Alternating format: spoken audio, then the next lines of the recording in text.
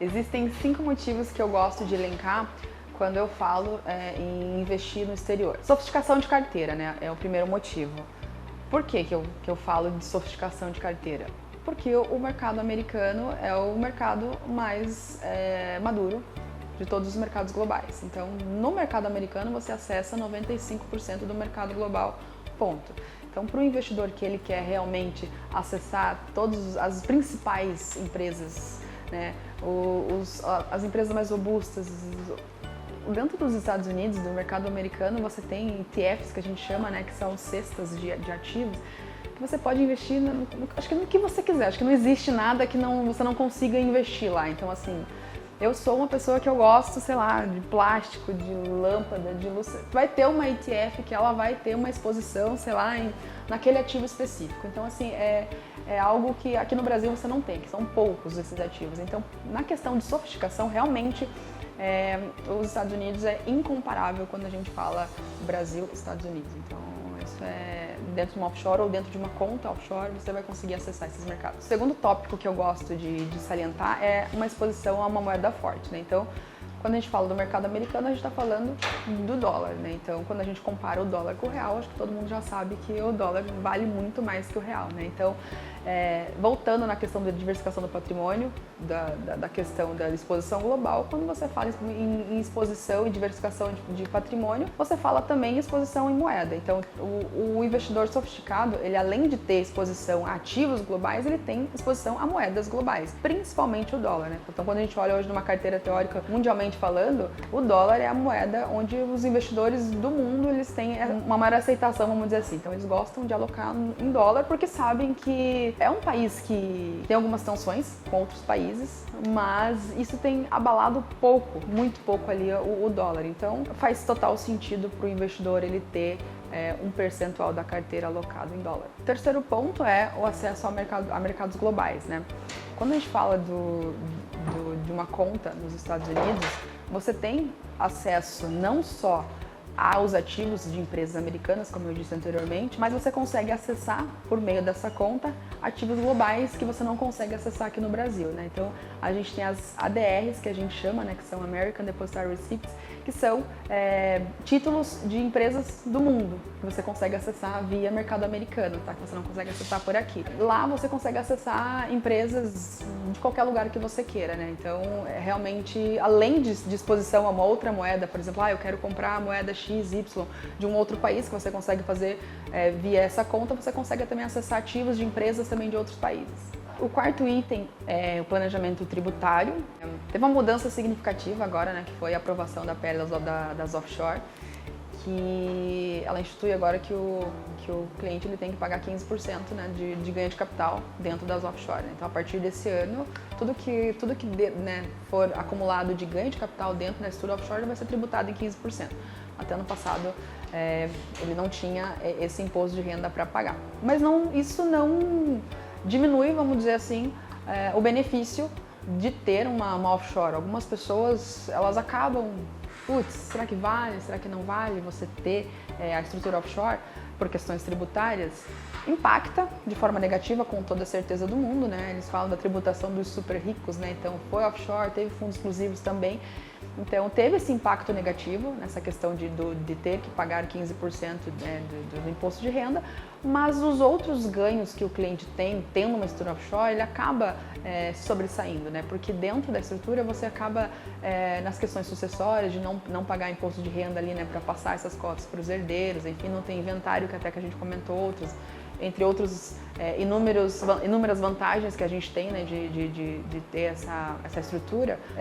Esse impacto negativo, ele também pode ser, assim como no Brasil, ele também pode ser mitigado lá fora, né? Então, você pode ter uma compensação no imposto de renda, tá? Então, tem como você mitigar esse imposto, sabe, compensando ali ganho com perdas, né? Então, prejuízos e lucros você consegue compensar ali para tentar pagar menos imposto de renda. Lógico que isso é um trabalho para um contador, para ele estar fazendo, né, para o nosso cliente, mas ele também consegue ter esse trabalho para fazer no offshore, então mitiga um pouquinho ali essa questão do imposto de renda, tá? E quando a gente compara aqui no Brasil, aqui a gente também tem a tributação, né? Então, quando a gente fala de fundo exclusivo, vai de 15% a 20%.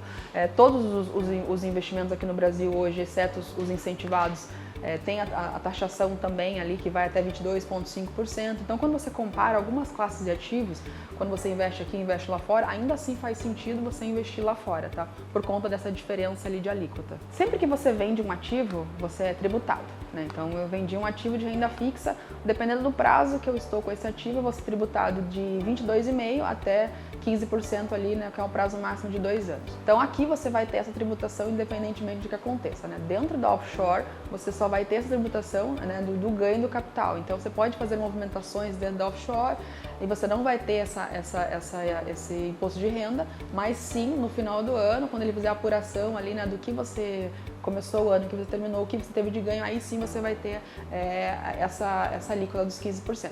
Quando você compara, né, até dentro do fundo exclusivo, né, a gente fala de offshore, mas também no fundo exclusivo faz total sentido também, porque no fundo exclusivo também você consegue movimentar dentro do fundo vários ativos e no final das contas, lá no final do ano, que você vai fazer essa compensação ali e pagar o imposto de renda sobre aquilo que você ganhou de capital.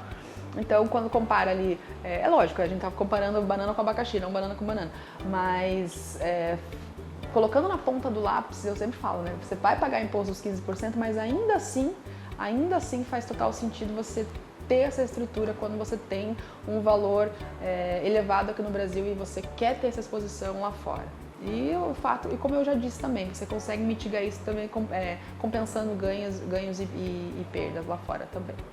Eu não consigo sugerir algo para o meu cliente aquilo que eu não faria, tá? Então, quando eu falo de exposição internacional, seja por meio de uma estrutura offshore, de uma empresa offshore ou simplesmente de uma conta offshore, é porque realmente para mim faz total sentido, né? Quando a gente quer segurança para nós e para as pessoas que a gente gosta, para os nossos clientes, a gente acaba indicando o quê? Aquilo que é mais forte, aquilo que é menos volátil, aquilo que ele vai ter, vamos dizer assim, um risco de perda menor. Então, por isso que a gente acaba indicando, sim, para ele investir lá fora. Aí tem muitos clientes que eles comparam a taxa de juros americana com a nossa. Então, isso é um ponto também que pega.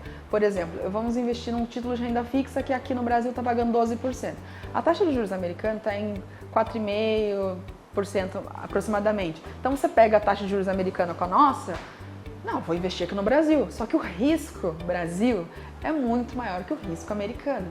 Então, não dá para você fazer essa continha. Então, você tem que explicar para o teu cliente a questão do risco, né? Do risco-retorno. Então, você investir lá e ganhar 4,5% ao ano, 5% ou 6% ao ano, mas você está investindo numa moeda forte, num ativo forte, né? Aqui no Brasil, a gente já viu alguns bancos quebrarem, a gente já viu algumas empresas quebrarem, que pagavam taxas boas. Então, realmente aquilo, é a segurança mesmo, é o carinho pelo cliente, é entregar aquilo que realmente faz sentido para ele. E não só visando a rentabilidade, porque se eu olho para o cliente só querendo entregar rentabilidade sem entregar segurança, eu não estou olhando para ele com o carinho que ele realmente precisa. Por que algumas pessoas elas optam por fazer a sucessão patrimonial via offshore? Você consegue, dentro de uma estrutura offshore, você consegue colocar outras empresas dentro da estrutura offshore. Então ela pode ser dona de outras empresas. Não precisa ser só nos Estados Unidos no paraíso fiscal, ela pode ser dona de uma empresa aqui no Brasil. Então, por isso algumas pessoas elas acabam fazendo isso. Então elas colocam essa empresa dentro da estrutura offshore e dentro da estrutura offshore você consegue fazer essa sucessão, tá? Então você consegue passar uma empresa para o nome de algum herdeiro, enfim.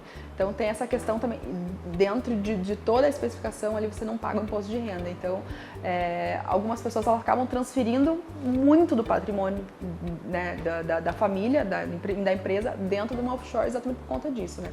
Porque ali você consegue denominar ali quem são as pessoas que vão ter essas cotas, enfim. E querendo ou não, voltando ao ponto de estar no paraíso fiscal, de estar numa jurisdição estrangeira, você não está exposto à jurisdição brasileira, né? Tem gente que tem medo, tem gente não, acho que a maioria do brasileiro tem medo do que o Brasil pode fazer hoje em dia, né? Eu tenho medo daquilo que vai vir, então eu prefiro colocar as minhas empresas, enfim, os meus bens, jogar dentro de uma offshore.